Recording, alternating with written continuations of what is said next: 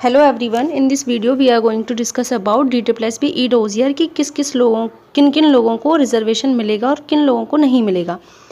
तो जब आप ई डोजियर फिल करोगे तो वहाँ रिजर्वेशन का ऑप्शन आता है कि आप किस कैटेगरी के हैं, आप किस कैटेगरी को बिलोंग करते हैं और उसमें आपको अपनी कैटेगरी मेंशन करनी होती है। तो EWS, SC, ST, OBC ये 4 कैटेगरीज वहाँ आपको मिल जाएंगी।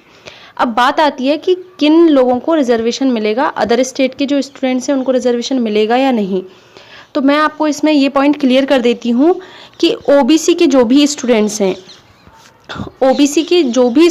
हैं जो आउट ऑफ स्टेट हैं, यानी कि दिल्ली के नहीं है, वो दिल्ली से बाहर के किसी स्टेट के बच्चे हैं और उन्होंने अगर अपना फॉर्म ओबीसी से फिल कर दिया है, तो देखो सबसे पहली बात तो ये आती है कि अगर आपने अपना फॉर्म ओबीसी से फिल कर दिया है तो भी उस चीज़ से कोई फ़र्क नहीं पड़ने वाला है, क्योंकि आपको ओबीसी में कंसीडर ही नहीं किया जाएगा। आप ई डोजियर के लिए एलिजिबल ही तब होंगे जब आप लोग ओबीसी की जगह जनरल की जो यूआर जो कैटेगरी है उसकी कट ऑफ जब आप क्लियर करेंगे तभी आपको ई डोजियर फिल करने का चांस मिलेगा। और आपके सिलेक्शन का पूरा procedure as a general category student ही वहाँ होगा, आपको ओबीसी का लाभ नहीं मिलेगा वहाँ पर। और जो स्टूडेंट्स दिल्ली के हैं, मेरी बात को आप बहुत ध्यान से सुने, उन लोगों को ओबीसी का लाभ मिलेगा। और उनको इसके लिए क्या करना पड़ेगा, उनको एक तो अपना ओबीसी का जो सर्टिफिकेट है वो वहाँ लगाना है और उसके अलावा उनको एनसीएल अपना जो है वो बनवाना पड़ेगा। और ये पुराने से काम नहीं चलेगा, आपको ई डोजियर आप फिल करोगे उससे पहले आप अपना एनसीएल बनवा लें। अब उसे बनवाने के बाद आपको एक काम और करना है कि दोनों के दोनों ही डॉक्यूमेंट आपको वहाँ अपलोड करने हैं, ठीक है। वहाँ पर अब कुछ स्टूडेंट्स ऐसे भी थे जिनका मेरे पास मैसेजेस वगैरह आए थे कि मैम हमारा एनसीएल नहीं बना है तो हम क्या करें, हम सिर्फ सर्टिफिकेट से काम चल जाएगा क्या। तो मैं आप लोगों को बता दूं कि 2017 की कुछ वैकेंसीज़ थी जिनका रिज़ल्ट 2019-20 के आसपास आया था। तो उन कोविड की वजह से ये काम हो नहीं पाया था, ऑफिसेज़ वगैरह बंद रहे थे, तो इसलिए डॉक्यूमेंट्स बन नहीं पा रहे थे। तो उस टाइम पर दिल्ली गवर्नमेंट ने DSSB का जो हमारा कमीशन है उसने उन स्टूडेंट्स को थोड़ा सा रिलैक्सेशन दे दिया था कि आप एनसीएल को अभी की जगह बाद में सबमिट कर दें। लेकिन अब इस तरीके की कोई दिक्कत है नहीं, सारे के सारे ऑफिसेज ओपन हैं, तो आपको ये सर्टिफिकेट अभी ये सबमिट करना होगा। आप इसके लिए अप्लाई कर दें, बहुत ही ईजी प्रोसेस है। आप लोगों का ई डोजियर फिल करने की जो डेट आती है, आप तब इसके लिए अगर अप्लाई करेंगे तो आपकी जो सबमिशन की लास्ट डेट होगी तब तक ये आ जाएगा।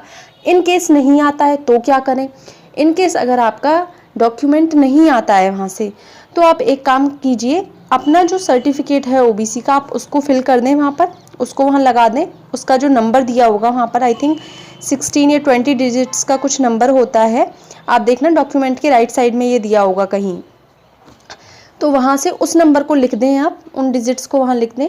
और उसके बाद फर्स्ट रिकॉल आ जाएगा आपके पास कि आपने ये डॉक्यूमेंट सबमिट नहीं किया है, आप इस डॉक्यूमेंट को सबमिट कर दें, तो फर्स्ट रिकॉल तक आपका वो डॉक्यूमेंट 100% आ जाएगा एनसीएल का, और तब आप उसको लगा दें।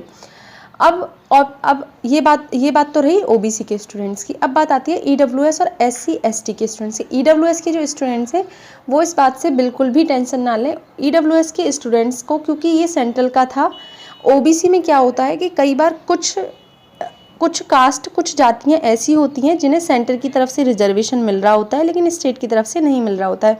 तो ओबीसी में काफ़ी सारे इश्यूज़ रहते हैं, तो इसलिए उसको कंसीडर नहीं करती है, यूटीज़ में उसको कंसीडर नहीं किया जाता है। लेकिन ईडब्ल्यूएस में इस तरीके का कुछ नहीं है, क्योंकि उसमें इनकम को क्राइटेरिया रखा गया है। उसका जो आधार है वो आर्थिक आधार है, ठीक है। उसका आधार सामाजिक पिछड़ापन नहीं है, उसका आधार जो है वो आर्थिक पिछड़ापन है। तो इसलिए इसको रिजर्वेशन की कैटेगरी में रखा गया है इसमें, और आपको 100% रिजर्वेशन मिलेगा। इस पर बहुत सारे डाउट्स थे, मुझे भी डाउट था इस पर, क्योंकि अभी 2021 की जो वैकेंसीज़ हैं उन्हीं में ओबीसी इसका ईडब्ल्यूएस का रिजर्वेशन मिलना स्टार्ट हुआ है।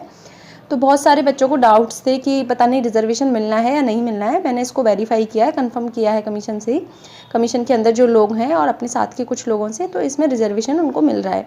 अभी कुछ लोग स्कूल्स में ही अपॉइंट हुए हैं ऑन द कॉन्ट्रेक्चुअल बेसिस पे उनकी कुछ वैकेंसीज निकली थी, उसके थ्रू स्टूडेंट्स लगे हैं।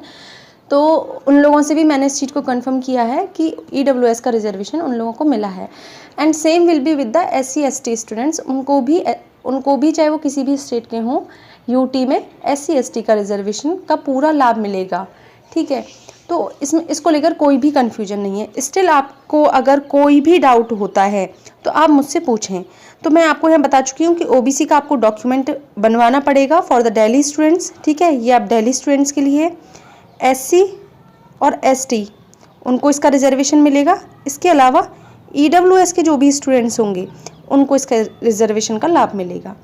ठीक है, तो अभी भी अगर आपका कोई भी डाउट है आप कमेंट सेक्शन में मुझे ज़रूर बताएं। मैंने एक टेलीग्राम चैनल भी अपना क्रिएट कर लिया है, जिससे आपके ज़्यादा डाउट्स होते हैं तो कई बार कमेंट सेक्शन जो है फुल हो जाता है, उसमें बहुत सारे कमेंट्स हो जाते हैं, मैं रिप्लाई भी नहीं कर पाती हूँ और मुझे पता भी नहीं चलता है कई बार। लेकिन टेलीग्राम पे मैं 24/7 अवेलेबल रहूँगी आप लोगों के लिए। आपकी जो भी क्वेरीज होंगी उनको मैं बस्ट करने की पूरी कोशिश करूँगी। तो आप टेलीग्राम चैनल को ज़रूर ज्वाइन करें और चैनल को ज़रूर सब्सक्राइब करें। अगर वीडियो आपको पसंद आ रही हो तो वीडियो पर थम्स अप अपना ज़रूर दिया करें। Thank you so much. Stay happy, stay blessed.